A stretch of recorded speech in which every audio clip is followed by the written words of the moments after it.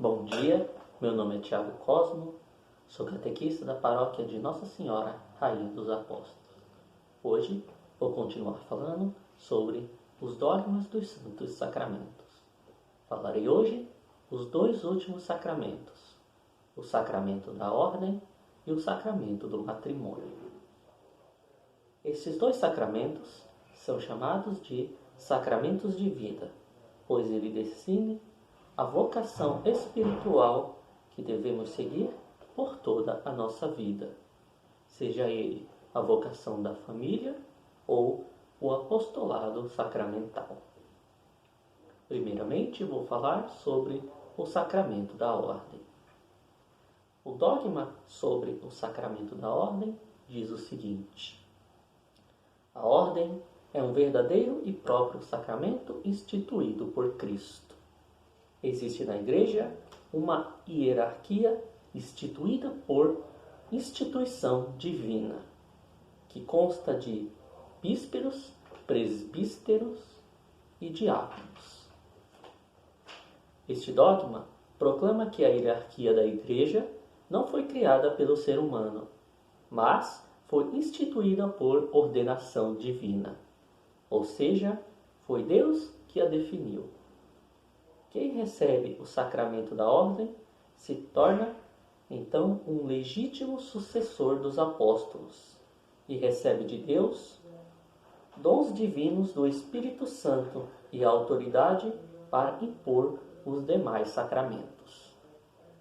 Além disso, este dogma também institui os 3 níveis do sacramento da ordem: os bísperos, os presbíteros e os diáconos.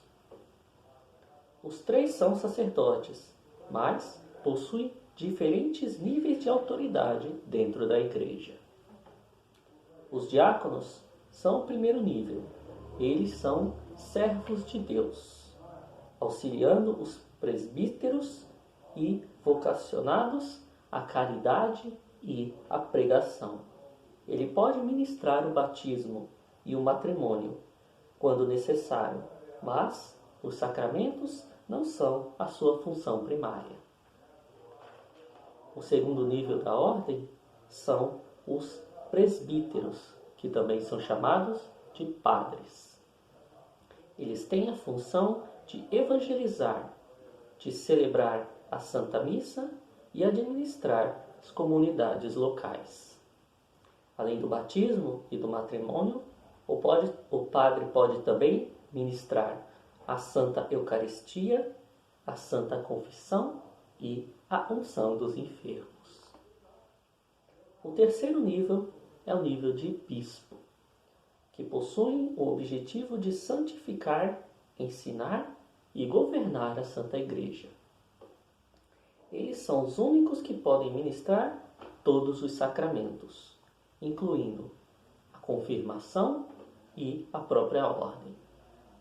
O Papa também é um bispo, mas sua sucessão é diferente dos outros, pois ele sucede diretamente do apóstolo São Pedro. O segundo dos sacramentos de vida é o matrimônio. O dogma sobre o matrimônio diz o seguinte: o matrimônio é um verdadeiro e próprio sacramento instituído por Cristo. Cristo restaurou o matrimônio, instituindo e bendito por Deus. Aqui podemos ver algo interessante. Diferente de todos os outros sacramentos que foram instituídos diretamente por Jesus Cristo, o matrimônio foi, na verdade, instituído primeiro por Deus Pai. Isso foi feito na época de Adão e Eva, quando Deus Pai fala para eles: crescei e multiplicai-vos, enchei a terra e dominai-a. Deus Pai está abençoando a união dos dois e tornando-a algo sagrado, ou seja, o matrimônio. O ser humano, depois disso, corrompe essa união com o pecado, mas quando Jesus Cristo encarna em uma família humana, ele restaura essa união como algo sagrado e divino.